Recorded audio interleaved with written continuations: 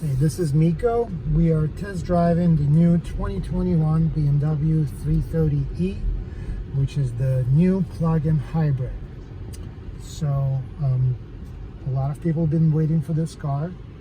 The history of the hybrid with BMW with the 3 Series was as follows. There was a 2013 active hybrid, which was a weird car. It was not a plug-in. It was a 6-cylinder turbo, but with a battery. I actually had one. It was a fun car to drive. Had some electrical issues, programming, and disappeared after a year or two. Then there was the 330e, which was the previous body style. Really successful. That was the plug-in hybrid. There was a lot of support from the manufacturer and the government. There were good rebates, so those cars were available, really popular with leasing. I had one, it was a 2017. That car had 16-mile pure electric range, good mileage, and so on. This is the new generation, so this body style came out in 2019. It was a little bit weird because it came out together, but it was 2019 330i and 2020 M340i, same body style, but for some reason the years were different. And this is the 2021 330e, which is the new plug-in hybrid.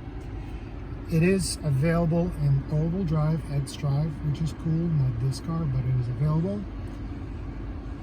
The base price is $44 something, which is about $3,000 more than the regular car, but you do get the electric powertrain and you get the full, the live cockpit, the full digital display, which is nice. The rest is pretty much the same. They all come with navigation.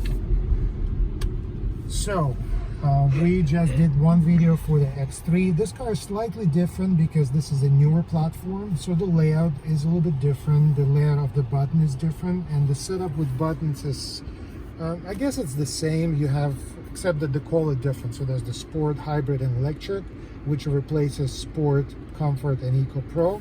And there's another button that lets you change the max e-drive, automatic e-drive, or battery control. So we're gonna play with them. Right now we are in regular default hybrid mode, not sport.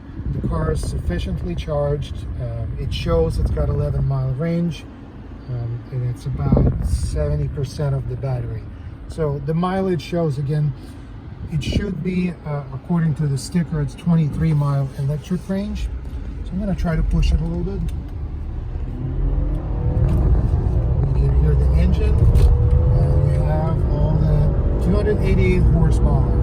So this is what's exciting about this car compared to the SUVs. This is the 3 Series. This is the bread and butter. It's not, you know, sedans are not as popular as they were 10, 15 years ago. So this car is a little bit on decline compared to the SUVs, but it's still the real driving car. If you want that legendary 3 Series sports compact sedan that BMW really kind of invented, more or less, this is a little bit like that. There's, let's say, there's nothing else like it, at least in BMW lineup. They have the new 2 Series Grand Coupe. That's not this car. It's not all-wheel, I mean, it is all-wheel drive, but it's front-wheel drive based. There's nothing like this car still. So I was really excited when the new car came out, the new model. Love the 330. Really love the M340i. And I'm testing this one because it has more horsepower, at least on paper. Obviously the car is heavier because of the battery, but that's what we're testing. So we just tested the regular acceleration up into the highway in regular mode. And let's try to play with buttons. So what if we do electric? So now we're supposed to be in electric mode. We're still going decent speed. And let's go to the menu for the car to see what's going on with the vehicle.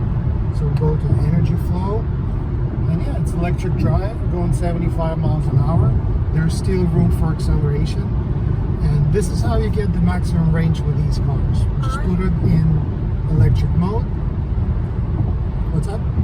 I love how these cars charge on their own when you slow down. I think it's really cool.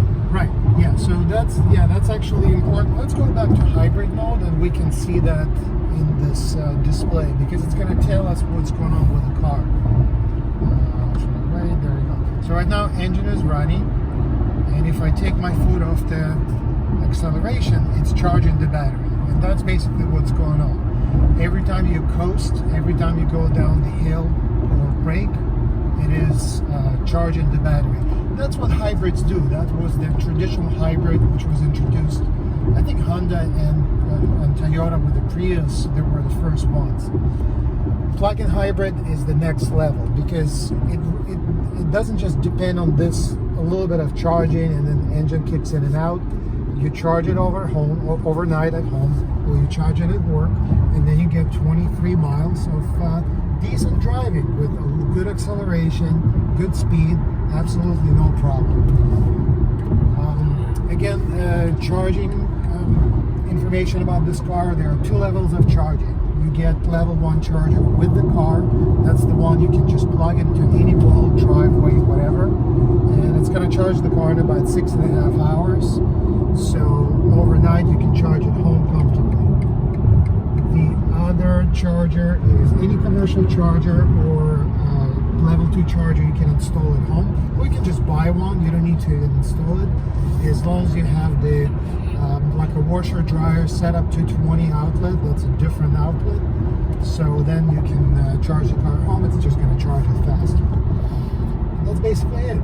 You can either one, you can get portable, either level 1 or level 2 charger, carry it with you, charge it on the go. The downsides of the plug-in hybrid compared to just the regular 330i, the gas tank is smaller. So right now this car is fully gassed, and it's got like 10 miles of charge. It's showing me 300-mile range. That's because it's about 10-gallon tank. So if you go on a long trip, like in California, San Francisco to LA, you will have to stop at least once on your trip to fill it up. So that's one small downside, and the other one is that the battery takes a little bit off the place of the space in the trunk. It raises the bottom of the trunk, the roof of the floor of it, and you don't have the option of having the spare. So most of these cars come with run flats, but there's an option to get a spare. Not with this car. You cannot have a spare tire. So if you're planning on traveling and you're not comfortable with going with run flat tires, so you're just gonna have to make some decisions. But other than that, you get decent mileage. If you don't charge it at all, your combined mileage is 23 miles per gallon. I'm sorry, 28 miles per gallon. It's not great. It's not, it's not like, let's say, Hyundai Ioniq gets you much better range and much better mileage. But this is a performance car. That's the thing. There are trade-offs. This is a rear-wheel drive performance car, and we will test this right now. We're going to, in a few minutes, we'll get on the highway, twisty highway, and we're going to have some fun. Even now, you can see you can corner in this car really well. Not like an SUV. This car seems kind of like the last one, really smooth and quick. That's right, but it is lower to the ground. It is more powerful. Yeah, the last car we drove was the X3. We're gonna upload it today as well. I really like it. Yeah, but this one is more powerful. It will handle better, and we'll see how it does. Due to the pandemic situation, my camera person is my daughter. That's who's talking, so she should remain nameless for now, but I'd love to hear her input. And there's another one in the back that's going to be thrown around when we start doing the twisties. Alright, so what else we have? So on the displays, let's look at sport displays. They are different from the displays on the X3. Again, the reason is that it's a difference, newer generation. The new X3 came out in 2017. This came out 2 years later. So you have newer layout here, newer layout of the buttons. And, it's hard to change everything even for a big company like BMW. Retooling all of the factories and all of that, changing all the suppliers. So once the model is built, at least until the facelifts, some things are hard to adjust. So that's what we have there. Something I really like about these two cars is the motors and the engines, they're not extremely loud like older cars. They're quieter, they seem much smoother, and pretty much everything is much nicer than most cars that I've seen. So yeah, that's right, and that's actually why I have a Bluetooth microphone that I use sometimes. I on purpose decided not to use it now, so you can really hear what is it like inside the cabin of this car on highway speeds in the city, and it's great. You cannot hear any noise from the outside. Another thing with this display, the energy flow display, this is the only way you can tell whether the engine is running or not, because, well, also when you're in sport mode you can hear the engine, but a normal driving and hybrid mode, unless you really step on it, you're not going to hear the engine, so you're not even going to know whether it's working or not, whether the gas engine is running or not. All right, so we are one light away from the fun part. I like the fun part. Everybody likes the fun part. I love the sport. I like when it goes Sport really mode. fast. Yes, I couldn't say mode for some reason. I like when we go fast. Alright, so this car also right now what happened, this one has a driver assistance package, so it has the lane assistance, and it's the newer one. So what happened right now, I was kind of veering off the lane because of the road work, and it kept me in my lane. It literally did not let me change the lane. So the good thing is that all it takes is you go to the settings for the what do you call them, safety features, and you will be able to turn it off. All right, so one small challenge. I want to pull over for a second because I don't want to cut off somebody that drove in front of us. So we do want to try to keep safe, stay safe. We're not doing anything dangerous. We have the right documentation, but we don't want to antagonize the law enforcement. They're doing their job, and we're just going to stay here for just 1 second. And then we'll go back to the fun parts. And yeah, so let's go to sport mode, and let's go to sport displays, and let's see what happens. All right, so one thing I want to do, nobody's behind me. Let's do a full stop, and we'll count the acceleration.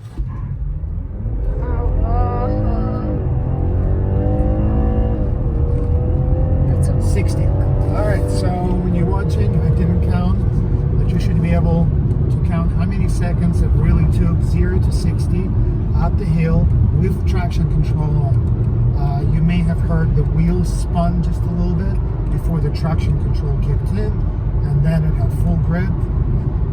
And on paper, it's 5.6 seconds 0 to 60. I think we did it just as well, as not better. I am seriously amazed at how quiet this is and how it's not screaming over everything I say, and how yeah, it's not screaming, and it's comfortable to drive. So okay, so we have a stop. We have a light. we don't have to yell. This is nice.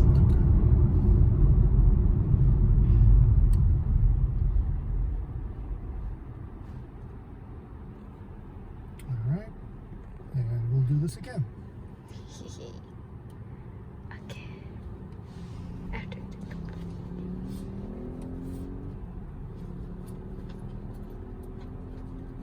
All right, let's go. Wow. 1, 2, 3, 4, 5, 60 miles an hour. Like 10 miles every 1 second. That seemed about All right. right, so now, again, this is a car that has more potential that we can use off the racetrack, which is always like a philosophical challenge with performance cars that are street legal cars. What do you even do with them? How fast can you go? What's the point? Well, there is a point. Just try driving around it. Just the enjoyment that you get. It's worth something. And for some people,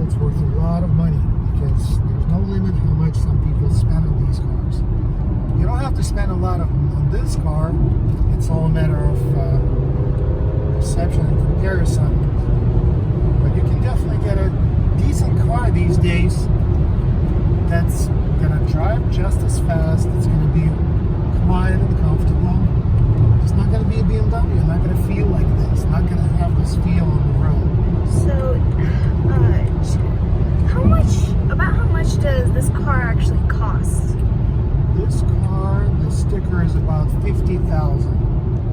Most people lease them, so the sticker is not as important as how much the payments came out to. And BMW has really good support for leasing. And so basically, it's the question is how much you pay per month.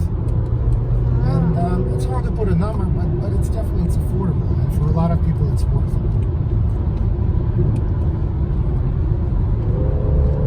All right, so this was the fun part. And I think we're going to cut this test drive short because that's basically what I wanted to feel. We know that these cars are great. The new 3 Series is great. Every model of it is great. We are all eagerly waiting for the new M3. We don't know when it's going to come out, but when it will, I'm sure it's going to be amazing. And this is just a good addition to the lineup, so we love it. And that's it. Thanks for watching.